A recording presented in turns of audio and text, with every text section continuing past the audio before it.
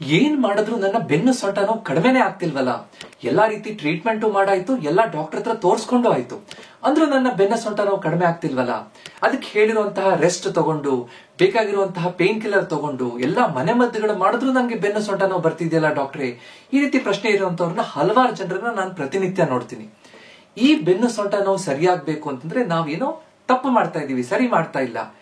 ಯಾವ ಮುಖ್ಯವಾದ 5 ತಪ್ಪುಗಳನ್ನ ನಾವು ಮಾಡೋದ್ರಿಂದ ನಮ್ಮ ಬೆನ್ನು ಸೊಂಟ ನೋವು ಸಂಪೂರ್ಣವಾಗಿ ಗುಣ ಆಗ್ತಾ ಇಲ್ಲ ಅನ್ನೋದನ್ನ ಅರ್ಥ ಆಗ್ಬೇಕು ಅಂದ್ರೆ ಸ್ಕಿಪ್ ಮಾಡದೆ ಈ ವಿಡಿಯೋನ ಕೊನೆ ತನಕ ನೋಡಿ.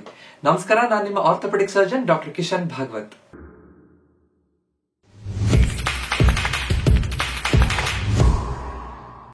ನಾನ್ ಮಾಡ್ತಾ ಇರುವಂತಹ ವಿಡಿಯೋಗಳಿಂದ ಹಲವಾರು ಜನರ ಜೀವನದಲ್ಲಿ ಪರಿವರ್ತನೆ ಆಗಿದೆ, ಬದಲಾವಣೆ ಆಗಿದೆ ಅಂತ ಕೇಳಲಿಕ್ಕೆ ನನಗೆ ಬಹಳ ಸಂತೋಷ ಆಗುತ್ತೆ.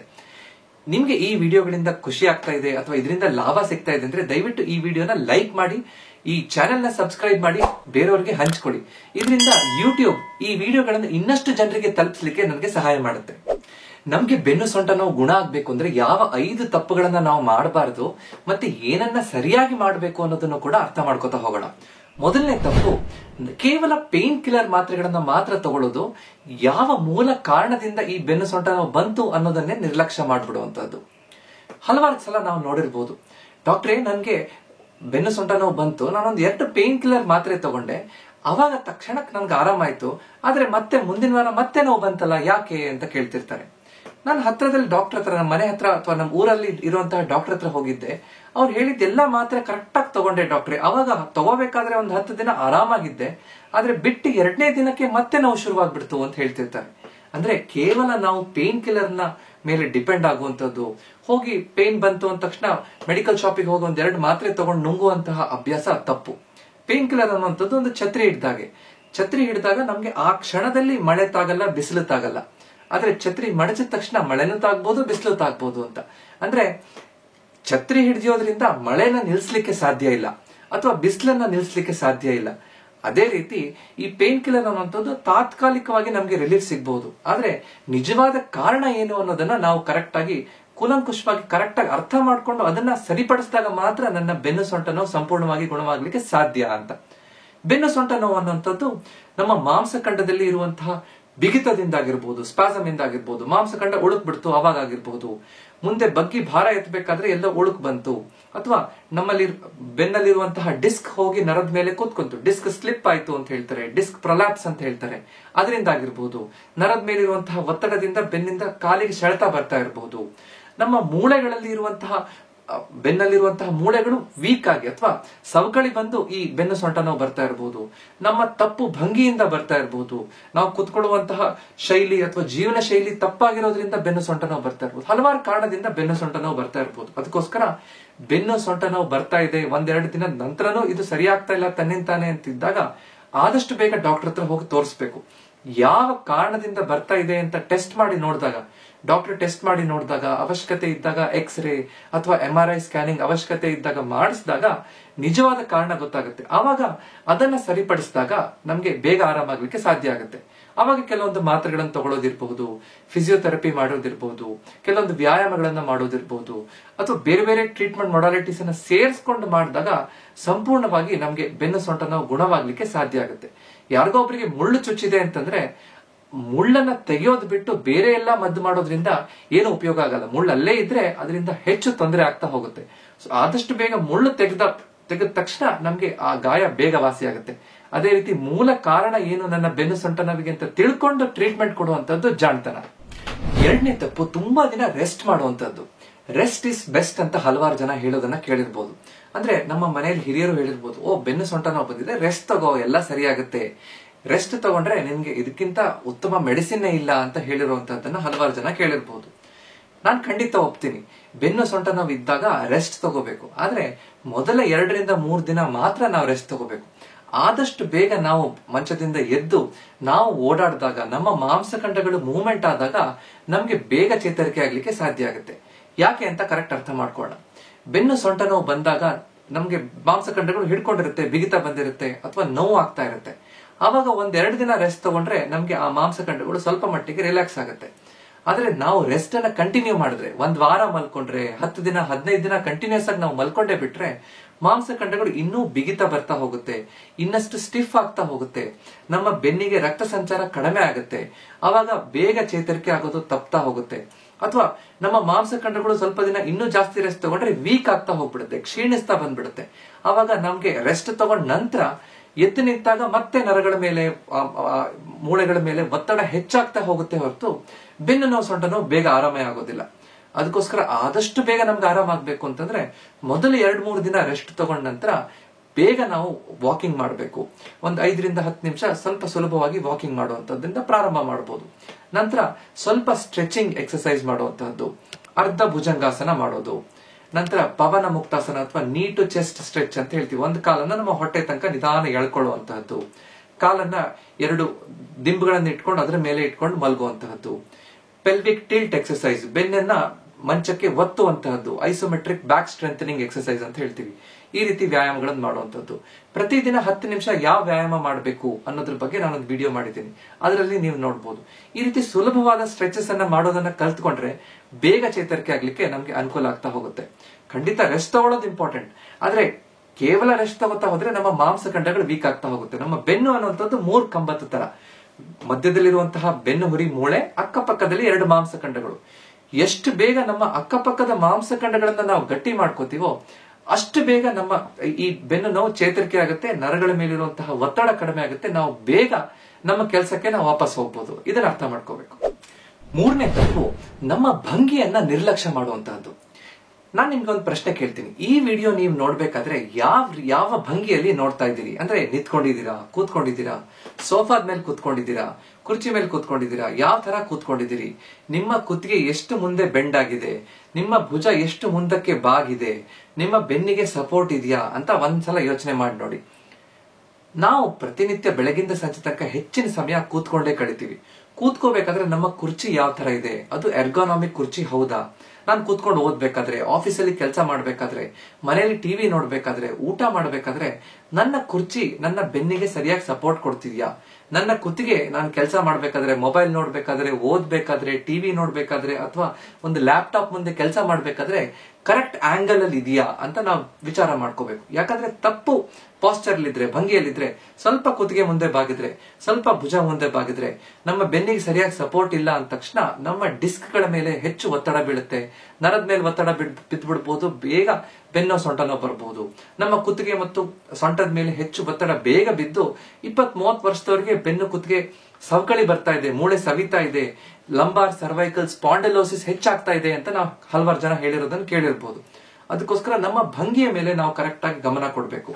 ಎರ್ಗಾನಾಮಿಕ್ ಚೇರ್ ಅನ್ನ ಬಳಸಬೇಕು. ನಾವು ಹೇಗೆ ಎರ್ಗಾನಾಮಿಕ್ ಚೇರ್ ಅನ್ನ ಬಳಸಬೇಕು ಅನ್ನೋದ್ರ ಬಗ್ಗೆ ನಾನು ಡೀಟೇಲ್ ವಿಡಿಯೋ ಇಲ್ಲಿ ಹೇಳಿದ್ದೀನಿ. ಕೂತ್ಕೊಳ್ಳುವಂತದ್ದು ಹೇಗೆ, ಸರಿಯಾದ ಪಾಸ್ಚರ್ ಭಂಗಿ ಏನು, ನಮ್ಮ ಬೆನ್ನಿಗೆ ಕರೆಕ್ಟ್ ಆಗಿ ಪಾಸ್ಚರ್ ಹೇಗೆ ಸರಿಯಾಗಿ ಸಿಗ್ಬೇಕು, ಕರೆಕ್ಟ್ ಆಗಿ ಆರ್ಮ್ ರೆಸ್ಟ್ ಹೇಗಿರ್ಬೇಕು, ಕಾಲ್ ನೆಲಕ್ಕೆ ಹೇಗೆ ತಾಗಿರ್ಬೇಕು. ಆದಷ್ಟು ನಾವು ಸೋಫಾ ಕೆಳಗಡೆ ಕೂತ್ಕೊಂಡು ವರ್ಕ್ ಮಾಡುವಂತದ್ದು, ಕೆಲಸ ಮಾಡುವಂತದ್ದನ್ನ ತಪ್ಪಿಸಬೇಕು.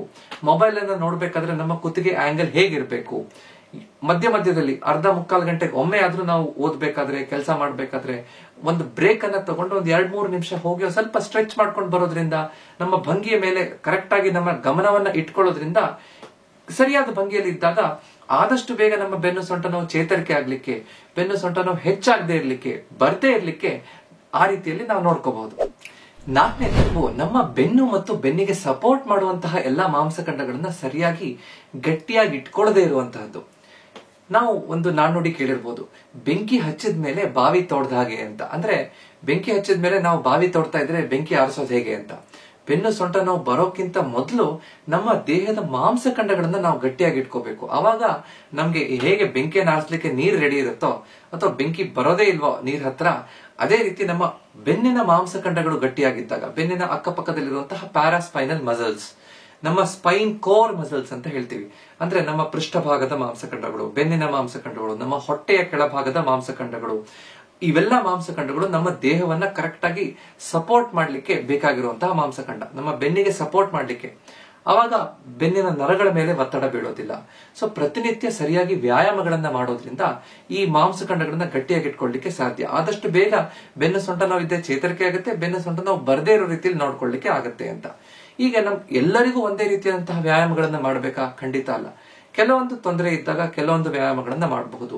ಅದನ್ನ ನಮ್ಮ ಡಾಕ್ಟರ್ ಹತ್ರ ಹೋದಾಗ ಅಥವಾ ಫಿಸಿಯೋಥೆರಪಿಸ್ಟ್ ಹತ್ರ ಹೋದಾಗ ಸರಿಯಾದ ರೀತಿಯಲ್ಲಿ ನೋಡಿ ಕೇಳಿ ಕಲ್ತ್ಕೊಂಡು ಮಾಡಿಸ್ಕೊಂಡು, ಬೇಕಿದ್ರೆ ಅವಶ್ಯಕತೆ ಇದ್ರೆ ಒಂದು ಚಿಕ್ಕ ವಿಡಿಯೋ ಮಾಡ್ಕೊಂಡು ಮನೆಗೆ ಬಂದು ಪ್ರತಿನಿತ್ಯ ಮಾಡೋದ್ರಿಂದ ಮಾತ್ರ ಈ ರೀತಿಯಾಗಿ ಸರಿಯಾಗಿ ನಮ್ಮ ಬೇಕಾಗಿರುವಂತಹ ಮಾಂಸಖಂಡಗಳನ್ನ ಗಟ್ಟಿ ಮಾಡ್ಲಿಕ್ಕೆ ಸಾಧ್ಯ. ಅದನ್ನ ಸುಲಭವಾಗಿ ಎಲ್ಲರಿಗೂ ಸಾಮಾನ್ಯವಾಗಿ ಹೇಳುವಂತಹ ವ್ಯಾಯಾಮಗಳು ಅಂತಂದ್ರೆ ಪ್ಲಾಂಕ್ ಎಕ್ಸರ್ಸೈಸ್ ಅಂತ ಹೇಳ್ತೀವಿ. ಅವಾಗ ನಮ್ಮ ಸ್ಪೈನ್ ಕೋರ್ ಮಸಲ್ಸ್, ಹೊಟ್ಟೆಯ ಭಾಗದ ಮಾಂಸಖಂಡಗಳನ್ನ ಗಟ್ಟಿ ಮಾಡ್ಕೋಬಹುದು. ಪೃಷ್ಠಭಾಗದ ಮಾಂಸಖಂಡಗಳನ್ನ ಗಟ್ಟಿ ಮಾಡ್ಕೊಳ್ಳಿಕ್ಕೆ ಪೆಲ್ವಿಕ್ ಬ್ರಿಡ್ಜ್ ಎಕ್ಸರ್ಸೈಸ್ ಅನ್ನ ಮಾಡುವಂತಹದ್ದು, ಪೃಷ್ಠಭಾಗವನ್ನು ಎತ್ತುವಂತಹದ್ದು. ನಮ್ಮ ಬೆನ್ನಿನ ಕೆಳಗಡೆ ಇರುವಂತಹ ಮಾಂಸಖಂಡಗಳನ್ನ ಗಟ್ಟಿ ಮಾಡ್ಲಿಕ್ಕೆ ಪೆಲ್ವಿಕ್ ಟಿಲ್ಟ್ ಎಕ್ಸರ್ಸೈಸ್ ಅಂತ ಹೇಳ್ತೀವಿ. ಆ ಬೆನ್ನನ್ನ ನೆಲದ ಮೇಲೆ ಅಥವಾ ಮಂಚದ ಮೇಲೆ, ಹಾಸಿಗೆ ಮೇಲೆ ಒತ್ತುವಂತಹದ್ದು, ಈ ವ್ಯಾಯಾಮ ಮಾಡೋದು. ಮತ್ತೆ ಬೇರೆ ಬೇರೆ ರೀತಿಯಾದಂತಹ stretches, cat camel stretch exercise ಅಂತ ಹೇಳ್ತೀವಿ, ಸೂಪರ್ ಮ್ಯಾನ್ ಪೋಸ್ ಅಂತ ಹೇಳ್ತೀವಿ, ಬರ್ಡ್ ಡಾಗ್ ಎಕ್ಸರ್ಸೈಸ್ ಅಂತ ಹೇಳ್ತೀವಿ. ಈ ರೀತಿಯಾದಂತಹ ವ್ಯಾಯಾಮಗಳನ್ನ ಕರೆಕ್ಟ್ ಆಗಿ ಮಾಡೋದ್ರಿಂದ ನಮ್ಮ ಬೆನ್ನ ಮಾಂಸಖಂಡಗಳನ್ನ ಗಟ್ಟಿಯಾಗಿ ಇಟ್ಕೊಳ್ಳಿಕ್ಕೆ ಸಾಧ್ಯ. ಈ ರೀತಿ ಬೆನ್ನು ಸೊಂಟ ನೋವು ಬರ್ದೇ ಇರ್ಲಿಕ್ಕೆ ತಡಿಲಿಕ್ಕೆ ಕೂಡ ಸಾಧ್ಯ ಆಗುತ್ತೆ. ಬಂದಿದ್ದು ಬೇಗ ರೆಡಿ ಆಗುತ್ತೆ. 5ನೇ ತಪ್ಪು, ನಮ್ಮ ದೇಹ ತೂಕ ಮತ್ತು ಜೀವನ ಶೈಲಿಯ ಬಗ್ಗೆ ನಿರ್ಲಕ್ಷ್ಯ ಮಾಡುವಂತಹದ್ದು. ಈಗಿನ ಆಧುನಿಕ ಜೀವನ ಶೈಲಿಯಲ್ಲಿ ಹೊಟ್ಟೆ ಬೊಜ್ಜು ಹೆಚ್ಚಾಗಿ ದೇಹ ತೂಕ ಅಗತ್ಯಕ್ಕಿಂತ ಹೆಚ್ಚಿರೋರೇ ಹೆಚ್ಚಿರ್ತಾರೆ. ಅಂದ್ರೆ ಒಂದು ಹೈಟಿಗೆ ಇಷ್ಟು ಹೈಟ್ ಇರೋರಿಗೆ ಇಷ್ಟು ತೂಕ ಇರಬಹುದು, ನಾರ್ಮಲ್ ಬಾಡಿ ವೇಟ್ ಇಷ್ಟರಿಂದ ಇಷ್ಟರೊಳಗಡೆ ಇರಬಹುದು ಅನ್ನೋದಕ್ಕೆ ನಾವು BMI ಅಂತ ಹೇಳ್ತೀವಿ, ಬಾಡಿ ಮಾಸ್ ಇಂಡೆಕ್ಸ್. 18ರಿಂದ 25 ಒಳಗಡೆ ಇದ್ರೆ ನಾರ್ಮಲ್ ಬಾಡಿ ವೇಟ್ ಅಂತ. ಈ 25ಕ್ಕಿಂತ ಹೆಚ್ಚಿರುವಂತಹ ವ್ಯಕ್ತಿಗಳು ಹೆಚ್ಚಾಗ್ತಾ ಹೋಗ್ತಾ ಇದ್ದಾರೆ. ಹೊಟ್ಟೆ ಬೊಜ್ಜು ಹೆಚ್ಚಾಗ್ತಾ ಇದೆ. ಹೊಟ್ಟೆ ಬೊಜ್ಜು ಹೆಚ್ಚಾದ ತಕ್ಷಣ ನಮ್ಮ ದೇಹದ ಸೆಂಟರ್ ಆಫ್ ಗ್ರಾವಿಟಿ ಅದು ಮುಂದಕ್ಕೆ ಶಿಫ್ಟ್ ಆಗುತ್ತೆ. ಆವಾಗ ನಮ್ಮ ಬೆನ್ನಿನ ಮೇಲೆ, ಮಾಂಸಖಂಡಗಳ ಮೇಲೆ, ನಮ್ಮ ಬೆನ್ನಿನ ನರಗಳ ಮೇಲೆ ಹೆಚ್ಚು ಒತ್ತಡ ಬೀಳುತ್ತೆ. ಅಲ್ಲಿರುವಂತಹ ಡಿಸ್ಕ್ಗಳು ಬೇಗ ಸವಕಳಿ ಆಗುತ್ತೆ, ಬೇಗ ವಯಸ್ಸಾಗ್ತಾ ಹೋಗುತ್ತೆ. ನಮ್ಮ ಬೆನ್ನು ಸೊಂಟಕ್ಕೆ ನೋವು ಪದೇ ಪದೇ ಬರುವಂತಹದ್ದು, ಹೆಚ್ಚು ನೋವು ಬರುವಂತಹ ಸಾಧ್ಯತೆ ಹೆಚ್ಚಾಗ್ತಾ ಹೋಗುತ್ತೆ. ಒಂದು 5 kg ನಮ್ಮ ದೇಹದ ತೂಕ ಎಷ್ಟು ಇರಬೇಕು ಅದಕ್ಕಿಂತ ಹೆಚ್ಚಿದ್ದಾಗ ನಾವು ಒಂದು 5 kg ಒಂದು ಸಿಮೆಂಟಿನ ಒಂದು ಚೀಲ ಅಥವಾ ಒಂದು ದೊಡ್ಡ ಜಂಬಿಟ್ಟಿಗೆ ಕಲ್ಲನ್ನ ನಾವು ತಲೆ ಮೇಲೆ ಹೊತ್ಕೊಂಡು ಹೋಗ್ತಾ ಇದ್ದೀವಿ ಅನ್ನುವಷ್ಟು ಭಾರ ನಮ್ಮ ಬೆನ್ನಿನ ಮೇಲೆ ಬೀಳ್ತಾ ಇರುತ್ತೆ. ಅರ್ಥ ಮಾಡ್ಕೊಂಡು ನೋಡಿ, ಯೋಚನೆ ಮಾಡಿ ನೋಡಿ. ಸರಿಯಾದ ರೀತಿಯಲ್ಲಿ ನಮ್ಮ ದೇಹ ತೂಕ ಇದ್ರೆ ನರಗಳ ಮೇಲೆ, ಬೆನ್ನಿನ ಮೇಲೆ ಹೆಚ್ಚು ಒತ್ತಡ ಬೀಳೋದಿಲ್ಲ. ಸೊ ದೇಹ ತೂಕ ಸರಿಪಡಿಸ್ಕೊಳ್ಳೋದ್ರಲ್ಲಿ, ಹೊಟ್ಟೆ ಬೊಜ್ಜನ್ನ ಕರಗಿಸ್ಲಿಕ್ಕೆ ನಾವು ಪ್ರಯತ್ನ ಮಾಡಬೇಕು. ಸರಿಯಾದ ಜೀವನ ಶೈಲಿ ಅನುಸರಿಸಬೇಕು, ಸರಿಯಾಗಿ ಪ್ರತಿನಿತ್ಯ ವ್ಯಾಯಾಮ ಮಾಡಬೇಕು, ಸರಿಯಾಗಿ ಆಹಾರದಲ್ಲಿ ಬದಲಾವಣೆಗಳನ್ನ ಮಾಡ್ಕೋಬೇಕು. ದೇಹ ತೂಕ ಹೇಗೆ ತಪ್ಪಿಸಬೇಕು ಅಥವಾ ಕಡಿಮೆ ಮಾಡಬೇಕು ಅನ್ನೋದ್ರ ಬಗ್ಗೆ ಹಲವಾರು ವಿಡಿಯೋಗಳನ್ನ ಮಾಡಿದ್ದೀನಿ.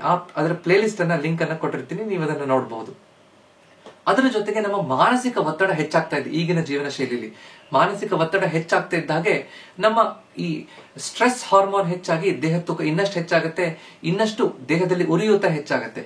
ಸೊ ಅದಕ್ಕೋಸ್ಕರ ಆದಷ್ಟು ಯೋಗ, ಪ್ರಾಣಾಯಾಮ, ಧ್ಯಾನ ಇದನ್ನೆಲ್ಲ ಮಾಡೋದ್ರಿಂದ, ನಮ್ಮ ಮನೆಯವರ ಜೊತೆ ಖುಷಿಯಿಂದ ಇರೋದ್ರಿಂದ ನಮ್ಮ ಈ ಬೆನ್ನು ಸೊಂಟ ನೋವನ್ನ ನಾವು ಕಡಿಮೆ ಮಾಡ್ಕೋಬಹುದು. ನಾವು ಮನೆಯಲ್ಲಿ ಎಷ್ಟೊಂದು ಬ್ಯುಸಿ ಲೈಫ್ ಅಲ್ಲಿ ನಮ್ಮ ನಿದ್ದೆಯನ್ನ ನಾವು ಲಾಸ್ಟ್ ಪ್ರಯಾರಿಟಿ ಕೊಡ್ತೀವಿ. ಸೊ ನಿದ್ದೆ ಸರಿ ಮಾಡದೇ ಇದ್ದಾಗ ನಮ್ಮ ದೇಹದಲ್ಲಿ ಮೆಲಟೋನಿನ್, ಗ್ರೋತ್ ಹಾರ್ಮೋನ್ ಸರಿಯಾಗಿ ಉತ್ಪತ್ತಿ ಆಗೋದಿಲ್ಲ, ಬೇಗ ಈ ಬೆನ್ನು ಸೊಂಟ ನೋವು ಚೇತರಿಕೆ ಆಗೋದಿಲ್ಲ. ಸರಿಯಾಗಿ ಇದೆಲ್ಲ ಸರಿಯಾಗಬೇಕು ಅಂದ್ರೆ ಸರಿಯಾಗಿ ನಿದ್ದೆ ಬರುವಂತಹದ್ದು ಬಹಳ ಮುಖ್ಯ. ಅದರ ಜೊತೆಗೆ ನಾವು ಖುಷಿಯಿಂದ ಸರಿಯಾಗಿರ್ಬೇಕು ಅಂತಂದ್ರೆ ನಮ್ಮ ಆಹಾರ ಸರಿಯಾಗಿರ್ಬೇಕು. ಆಹಾರದಲ್ಲಿ ಏನ್ ಬದಲಾವಣೆ ಮಾಡಬೇಕು, ಬೆನ್ನು ಸೊಂಟ ನೋವಿದ್ದಾಗ ಏನ್ ತಿನ್ಬೇಕು, ಏನ್ ತಿನ್ಬಾರ್ದು, ಯಾವ ಆಹಾರಗಳನ್ನು ಸರಿಯಾಗಿ ತಗೊಳ್ಳೇಬೇಕು ಅನ್ನೋದ್ರ ಬಗ್ಗೆ ಹಲವಾರು ವಿಡಿಯೋಗಳನ್ನ ನಾನು ಮಾಡಿದ್ದೀನಿ. ಅದರ ಲಿಂಕ್ ಅನ್ನ ಕೊಟ್ಟಿರ್ತೀನಿ, ನೀವು ನೋಡಬಹುದು. ಸೊ ಸರಿಯಾದ ದೇಹ ತೂಕ ಇಟ್ಕೊಂಡು ಜೀವನ ಶೈಲಿನ ಸರಿಯಾಗಿ ಇಟ್ಕೊಂಡ್ರೆ ಖಂಡಿತವಾಗಿ ಬೆನ್ನು ಸೊಂಟ ನೋವಿಂದ ನಾವು ಗೆಲ್ಲಬಹುದು. ಬೆನ್ನು ಸೊಂಟ ನೋವು ಸಂಪೂರ್ಣವಾಗಿ ಗುಣವಾಗಬೇಕು ಅಂದ್ರೆ 5 ಮುಖ್ಯವಾದ ಅಂಶಗಳನ್ನ ನಾವು ಗಮನಿಸಲೇಬೇಕು. ಮೊದಲನೇದು, ಸರಿಯಾದ ಕಾರಣ ಏನು, ನಿಜವಾದ ಕಾರಣ ಏನು ಅಂತ ಕಂಡುಹಿಡಿದು ಅದಕ್ಕೆ ಸರಿಯಾದ ಟ್ರೀಟ್ಮೆಂಟ್ ಅನ್ನು ಕೊಡುವಂತದ್ದು. ಎರಡನೇದು, ತುಂಬಾ ರೆಸ್ಟ್ ತಗೊಳ್ಳದೆ ಮೊದಲು 2-3 ದಿನ ರೆಸ್ಟ್ ತಗೊಂಡು ಆದಷ್ಟು ಬೇಗ ನಾವು ಮೂವ್ಮೆಂಟ್ ಮಾಡುವಂತಹದ್ದು. ಮೂರನೇದು, ನಮ್ಮ ಭಂಗಿಯನ್ನ ಸರಿಯಾಗಿ ಇಟ್ಕೋಬೇಕು. 4ನೇದು, ಪ್ರತಿನಿತ್ಯ ಸರಿಯಾದ ವ್ಯಾಯಾಮಗಳನ್ನ ಮಾಡಬೇಕು. ನಿಯಮಿತ ವ್ಯಾಯಾಮಗಳನ್ನು ಮಾಡಿಕೊಂಡು ನಮ್ಮ ಮಾಂಸಖಂಡಗಳನ್ನ ಗಟ್ಟಿಯಾಗಿ ಇಟ್ಕೋಬೇಕು. 5ನೇದು, ದೇಹ ತೂಕವನ್ನ ಕಡಿಮೆ ಮಾಡಿ ಇಟ್ಕೊಂಡು ಸರಿಯಾದ ಜೀವನ ಶೈಲಿ ಇಟ್ಕೊಂಡು ಆಹಾರದಲ್ಲಿ ಸರಿಯಾಗಿ ಇತಿಮಿತಿಯಲ್ಲಿದ್ದು ನಮ್ಮ ನಿದ್ದೆಯನ್ನ ಚೆನ್ನಾಗಿ ಇಟ್ಕೊಂಡು ನಮ್ಮ ಒತ್ತಡವನ್ನು ಕಡಿಮೆ ಮಾಡಿ ಇಟ್ಕೊಂಡಾಗ ಖಂಡಿತವಾಗಿ ಈ ಬೆನ್ನು ಸೊಂಟ ನೋವು ಸಂಪೂರ್ಣವಾಗಿ ಗುಣವಾಗಲಿಕ್ಕೆ ಸಾಧ್ಯ ಆಗುತ್ತೆ. ಇವತ್ತಿನ ಈ ವಿಡಿಯೋ ನಿಮ್ಗೆ ಇಷ್ಟ ಆಗಿದ್ರೆ ದಯವಿಟ್ಟು ಇದನ್ನ ಲೈಕ್ ಮಾಡಿ ಮತ್ತು ನಿಮ್ಮ ಅಕ್ಕಪಕ್ಕದವ್ರ ಜೊತೆ ಹಂಚ್ಕೊಡಿ. ಇದೇ ರೀತಿಯಾದಂತಹ ಹೆಚ್ಚಿನ ವಿಡಿಯೋ ನೋಡ್ಬೇಕು ಅಂದ್ರೆ ನನ್ನ ಚಾನೆಲ್ ನ ದಯವಿಟ್ಟು ಸಬ್ಸ್ಕ್ರೈಬ್ ಮಾಡಿ. ಯಾಕಂದ್ರೆ ನಮ್ಮ ಆರೋಗ್ಯ ನಮ್ಮ ಕೈಲಿದೆ, ಅದನ್ನ ಸರಿಯಾಗಿ ಇಟ್ಕೊಳ್ಳೋದು ನಮ್ಮ ಕರ್ತವ್ಯ. ನಮಸ್ಕಾರ.